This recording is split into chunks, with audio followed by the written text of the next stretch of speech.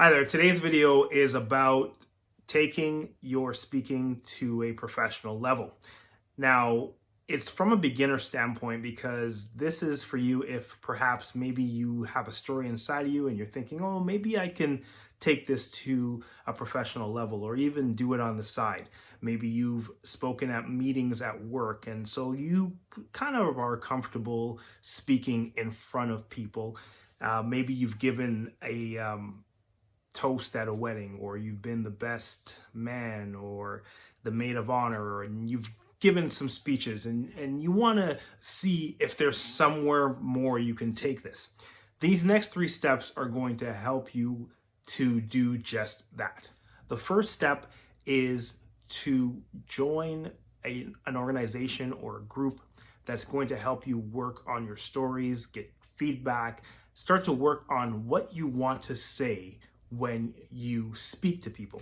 And for me, I know no better organization to do that than within a Toastmasters group. Toastmasters is a worldwide organization. Some people don't like it. Some people do like it.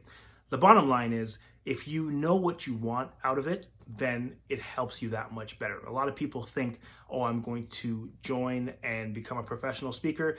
It's not that simple. However, if you think I'm going to join, get more comfortable speaking, work on my stories, start to get good feedback from people, start to figure out, okay, what do I want to say? What are the strengths that I have? What do I need to work on?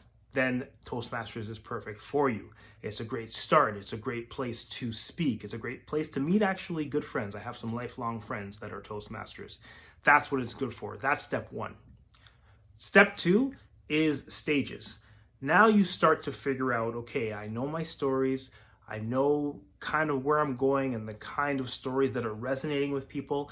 Take that out to different stages. If that's a Rotary Club, or if it's another group, churches, community centers, functions, there's so many places you can apply to speak, mostly for free probably, and get out there and start to share your stories with people and get it filmed as much as you can so you can look at the footage, see what works, start to work on that in a wide range of venues and in front of many different audiences. You want to make sure you get that experience to start to figure out, okay, who am I? What am I about?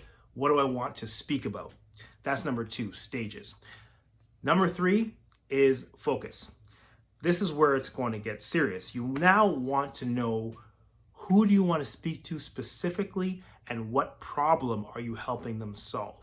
It's not just about going out there and inspiring and motivating, which you're going to do, of course, as you speak, but you want to solve a problem for people, or else you're not going to get noticed.